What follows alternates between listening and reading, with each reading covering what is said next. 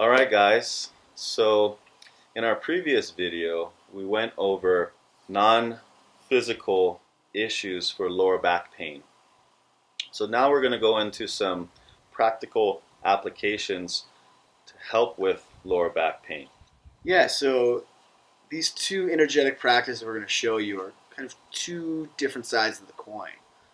The first one that Alika will be demonstrating is about creating boundaries, energetic boundaries for yourself. And people who lack boundaries in their life are people who tend to say yes, even when deep down they don't really want to do certain things for people.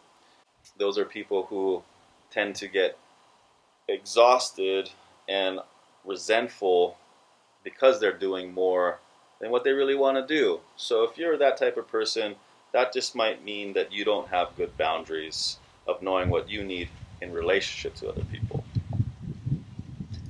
And the second exercise, which I will be demonstrating, is about softening the body and breaking through adhesions. So it's a shaking practice to kind of break one down who's a little overly rigid or overly toned.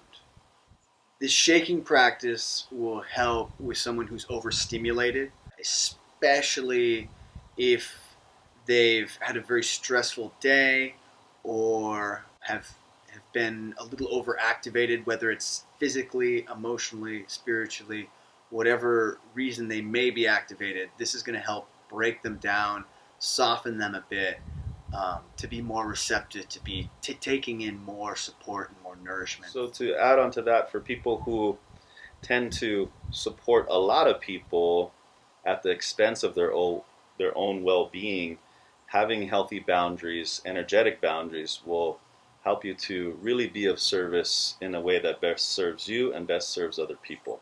Okay, so this next exercise is around energetic boundaries. And the muscles we're going to be activating are the front delts, which are related to the need structure and being able to get your needs in a timely manner.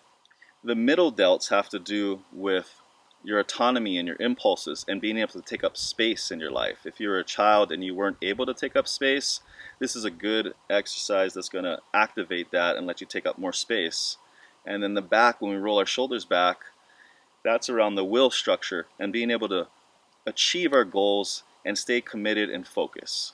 So when we do this exercise, we're hitting those three developmental stages, and it creates an energetic boundary for us in relationship to others that tend to encroach on our boundaries because we collapse around the pressure or wanting to make people happy in our life. So I'm going to demonstrate that now. The first movement is you bring the arms up and we're going to say this. Second movement is the elbows come up for the middle delts is, and then as we roll the shoulders back, we say my space. So I'll do that in real time. This is my space. So one more time. This is my space. So we want to do that around 5 to 10 times, either before we're going to go into a situation with someone who tends to push our boundaries, or when someone has pushed our boundaries, doing it afterwards, and notice how we feel after we do that energetic practice. All right, so this next energetic practice we're going to be going over is shaking. So with a shaking practice, we really want to do this after a long, physically demanding day or emotionally demanding day, sometime when we're really like upregulated, where we're in this sympathetic nervous system state, fight or flight, and we find ourselves unable to calm down. We need to kind of let everything drip off of us. And so we shake this off of ourselves. And it's very interesting because actually a lot of animals throughout nature do a lot of shaking to help calm themselves down. So we're really tapping into something very primal, something that's deep within ourselves. So as we do this shake, we want to really allow ourselves to completely let go and to really not put too much thought into it. And so approach this with an inquisitive, exploratory mentality as you do this shake, and really allow yourself to spend at least 5 minutes doing this shake. So we're going to start the shake with our weight slightly back in our heels. We can keep our eyes open or close our eyes. We're going to bring our attention to the back half of our body, relax our pelvis, and then we'll begin the shake. So as we start to shake, we start with a amplitude and frequency that really resonates with our body, and start to explore different amplitudes and different frequencies of shaking. So maybe increase the speed of the shake, or increase the power behind the shake, or decrease it, and really connect with what parts of your tissues are shaking through this. And as you continue the shake, try to go deeper into it, feeling the bones shaking, the organs shaking, and really tapping in to what's being held onto. So as we continue to relax and we release, and this should go on for a couple minutes, we can even start to incorporate some noise to help release some of these bound up energies within ourselves. So really the most important thing here is to not put any thought into what we're doing as far as judgment goes, and to just kind of let ourselves go. All right, so these two energetic practices are really good practices to get started with, especially if you're new to this whole concept of being aware of your own energy and where you're at on a day-to-day basis. And through these practices, we start to develop awareness, right? Like a mindfulness practice.